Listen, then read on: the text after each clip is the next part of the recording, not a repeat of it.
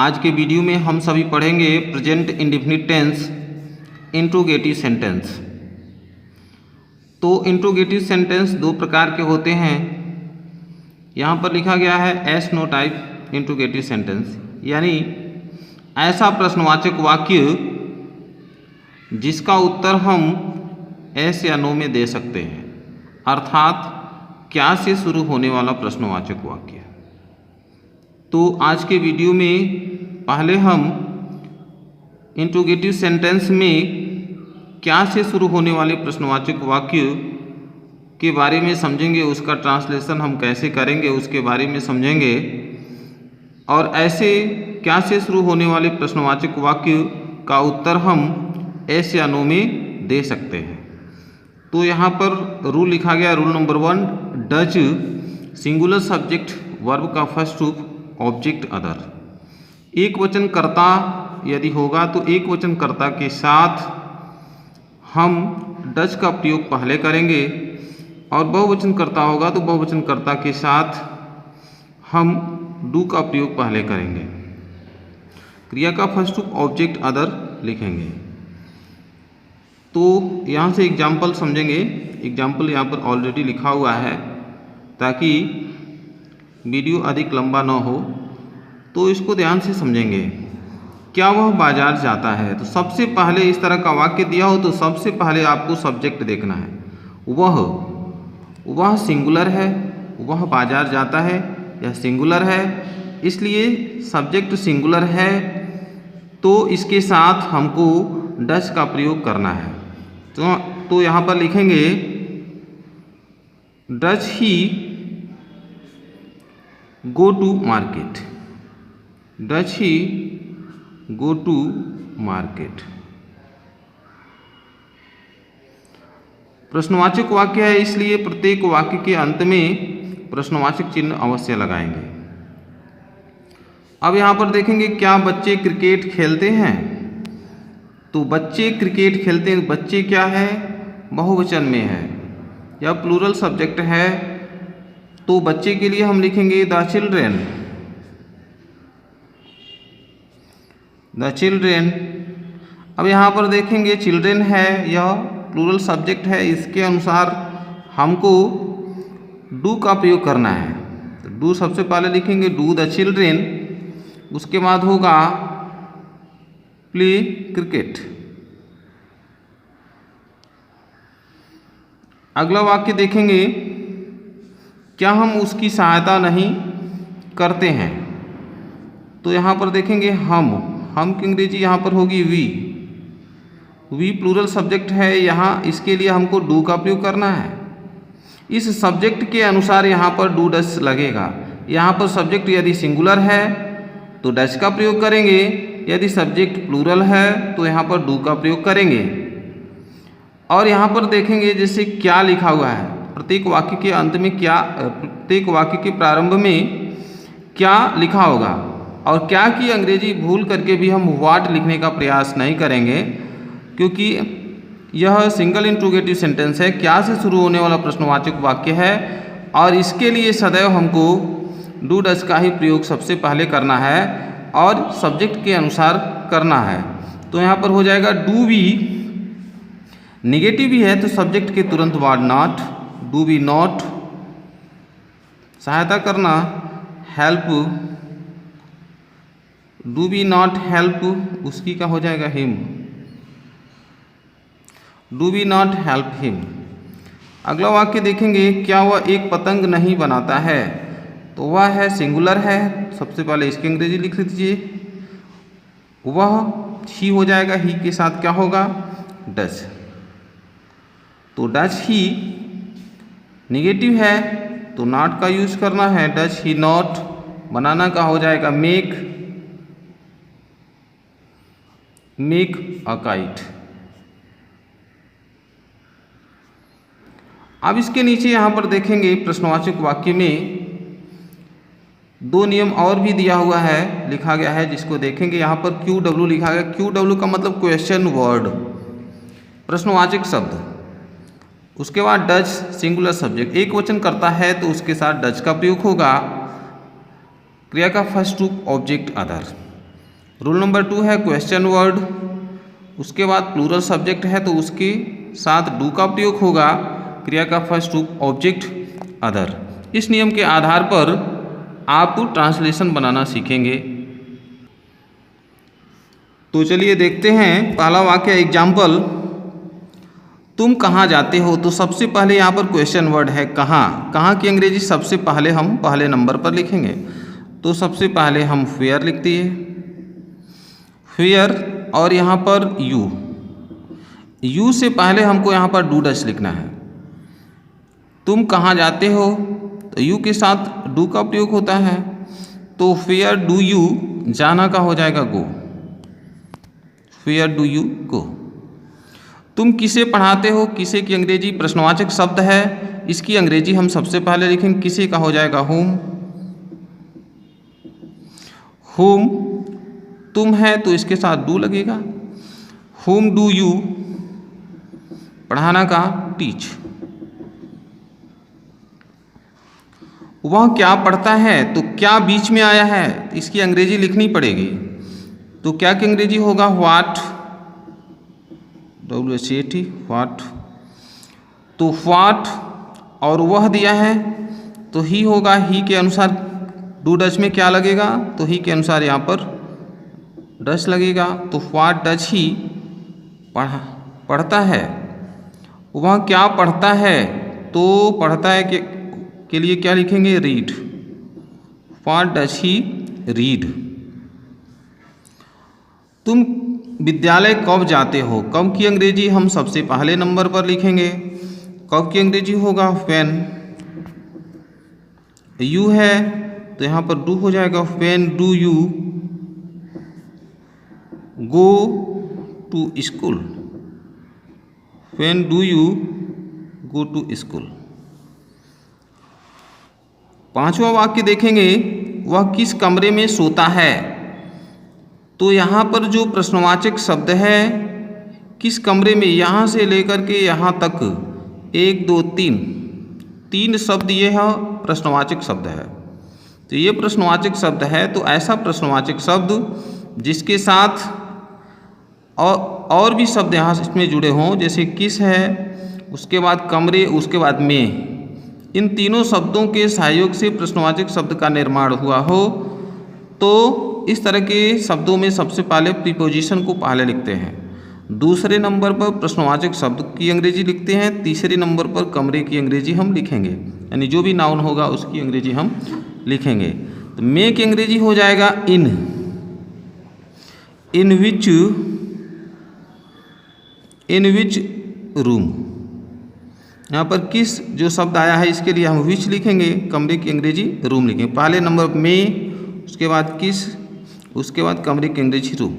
In which room हो गया।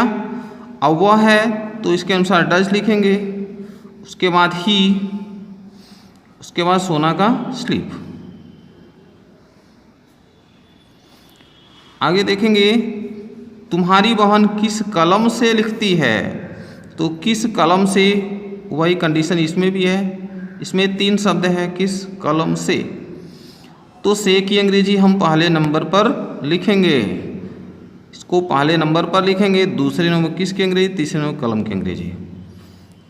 तो जब कोई काम किसी वस्तु की सहायता से होगा तो से की अंग्रेजी हमको पहले लिखना होगा, और से की अंग्रेजी हम विथ लिखेंगे। किस कलम से, तो किसी वस्तु के साथ काम हो रहा है तो से की अंग्रेजी हम सबसे पहले लिखेंगे। तो यहाँ पर हो जाएगा विथ, और किसकी अंग्रेजी हो जाएगा विथ विच पेन।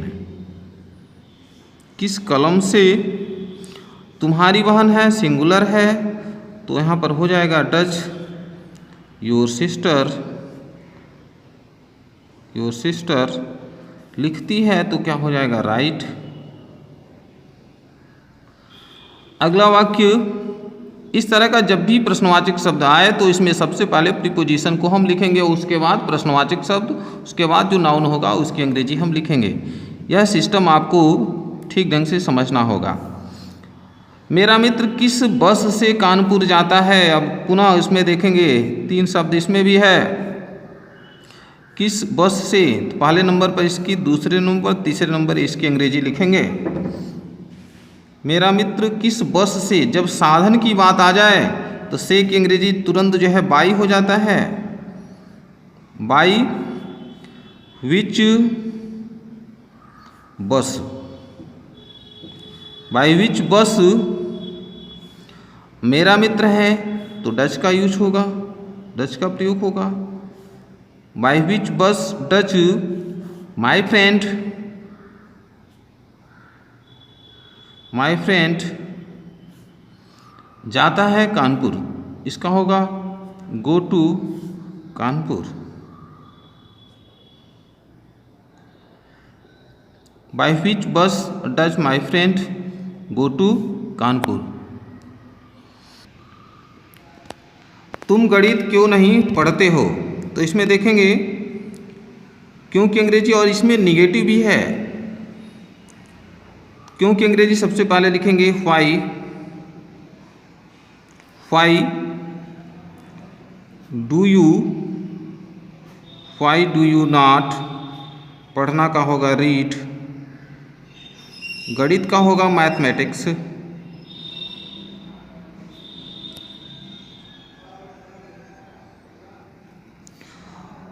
तुम गणित क्यों नहीं पढ़ते हो, why do you not read mathematics. आगे यहाँ पर लिखा गया है नोट, इस पर विशेष ध्यान देना होगा, जिसको आप ध्यान से समझेंगे। जब वाक्य में सब्जेक्ट के बारे में पूछा जाए और वाक्य में सब्जेक्ट न हो तो वाक्य में आए हुए क्वेश्चन वर्ड ही वाक्य का सब्जेक्ट बन जाता है, और इस प्रकार के सभी वाक्य प्रेजेंट इंडेफिनिट टेंस के अफर्मेटिव सेंटेंस के अनुसार बनाए जाते हैं। आप इसमें ध्यान देंगे कि इस प्रकार का वाक्य जिसमें सब्जेक्ट न दिया हो, तो जिस शब्द से प्रश्न पूछा जाए वही शब्द वाक्य का सब्जेक्ट बन जाता है, और ऐसी स्थिति में वह शब्द वाक्य में सब्जेक्ट का कार्य करता है, और इस प्रकार का सभी प्रश्नवाचक वाक्य प्रेजेंट इंडेफिनिट टेंस के अफर्मेटिव सेंटेंस के अनुसार बनाए जाते हैं। तो प्रेजेंट इंडेफिनिट टेंस का अफर्मेटिव सेंटेंस आपको बताया गया। अफर्मेटिव सेंटेंस में यस या ईएस जोड़ने का नियम होता है।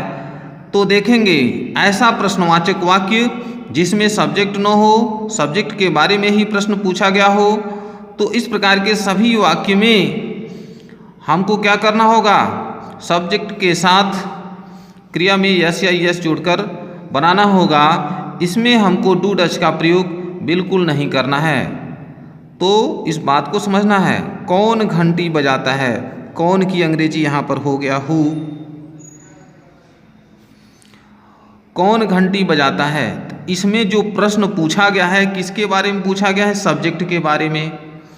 जैसे कौन घंटी बजाता है, अगर कौन के जगह पर, यहाँ इस स्थान पर कौन के जगह पर यदि हम किसी व्यक्ति का नाम यहाँ लिख दें, कौन की जगह पर मुकेश लिख दें, मुकेश घंटी बजाता है, तो मुकेश क्या होगा, वाक्य का सब्जेक्ट बनेगा, और मुकेश घंटी बजाता है वाक्य अफर्मेटिव सेंटेंस है।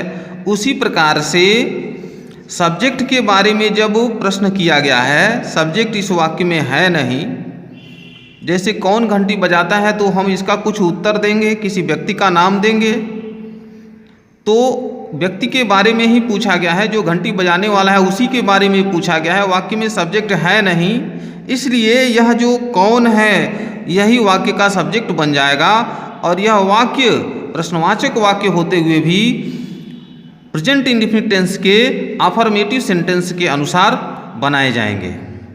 तो यहाँ पर हु है, कौन घंटी बजाता है, तो यहाँ पर हो जाएगा हु रिंग्स द बेल,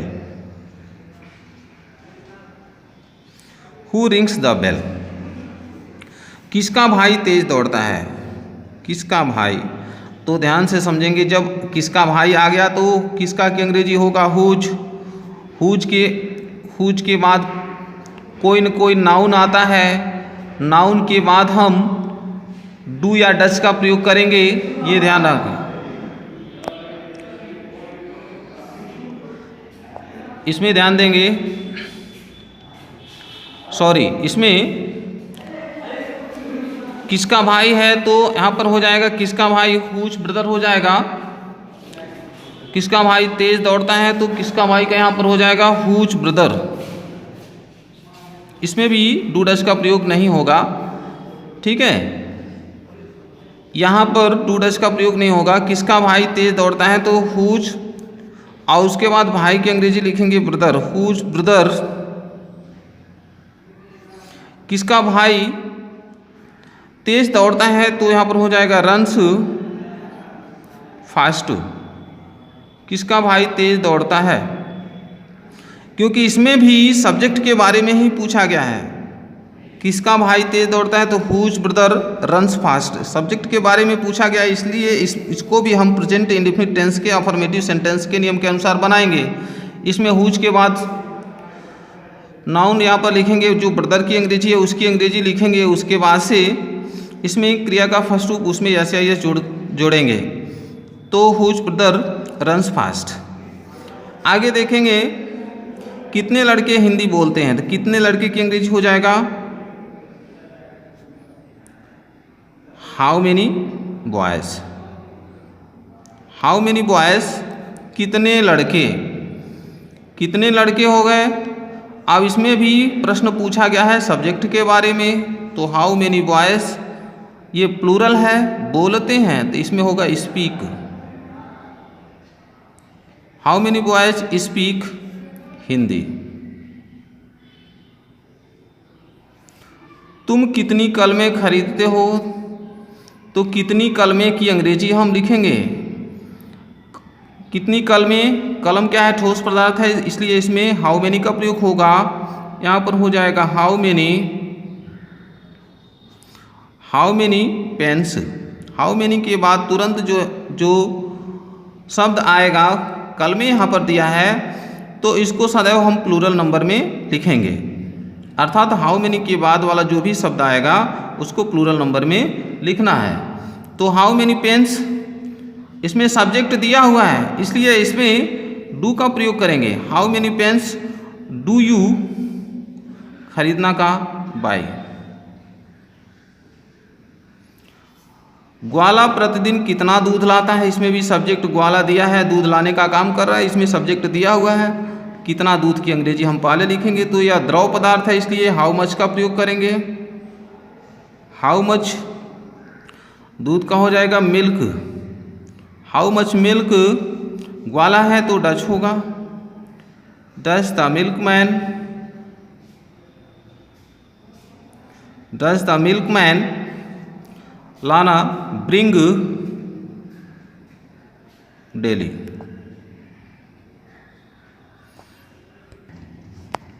देखेंगे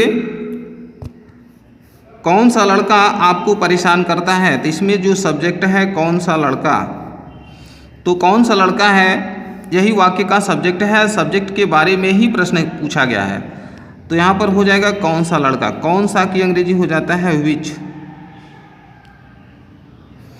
विच बॉय, विच बॉय। अब यह सब्जेक्ट के बारे में प्रश्न पूछा गया है, तो इस वाक्य को भी हम अफर्मेटिव सेंटेंस के अनुसार बनाएंगे। विच बॉय परेशान करता है, तो यहाँ पर हो जाएगा troubles. Which boy troubles you, कौन सा लड़का आपको परेशान करता है। अगला वाक्य देखेंगे, आप स्टेशन कैसे जाते हैं, तो कैसे की अंग्रेजी हो जाएगा how. How do you, how do you go to station. How do you go to station, इसमें सब्जेक्ट दिया हुआ है, तो how do you go to station. तो यहाँ तक एग्जाम्पल आपको बताया गया है। यहाँ पर नीचे लिखा गया क्वेश्चन वर्ड। क्वेश्चन वर्ड समझने में परेशानी होती है, इसलिए यहाँ पर आपको यहाँ पर लिखा गया है, जिसको आप समझ लेंगे। किसको हम क्या कहते हैं, हाउ मीन्स होता है कैसे, कैसी। व्हेन का अर्थ होगा कब, वेयर का अर्थ होगा कहाँ, होम का अर्थ होगा किसे, किसको। देखिए यहाँ पर होम 2 बार लिख दिया गया है, तो इसको एक ही आप समझेंगे। हुम का अर्थ होता है किसे, किसको। आगे है हुम, आगे है हु मतलब होता है कौन, हुज किसका, किसकी। विच का क्या अर्थ होता है किस, कौन सा, कौन सी।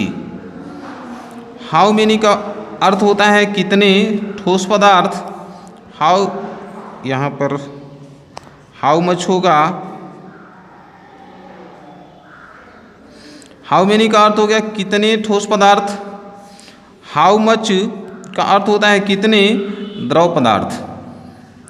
तो इसको प्रिय भैया बहनों, ये जो क्वेश्चन वर्ड लिखा गया है इसको आप पूरा एकदम ध्यान से याद कर लेंगे और इसको मन से याद कर लेंगे, ताकि कभी भी आप न भूलें। इसको ठीक ढंग से आप याद कर लीजिएगा और जो भी एग्जाम्पल समझाया गया है इसको ध्यान से आप उसको समझिएगा, पढ़िएगा। आशा है कि आप निश्चित रूप से समझ गए होंगे। और यदि आप वीडियो अच्छा लगे तो लाइक शेयर सब्सक्राइब करेंगे।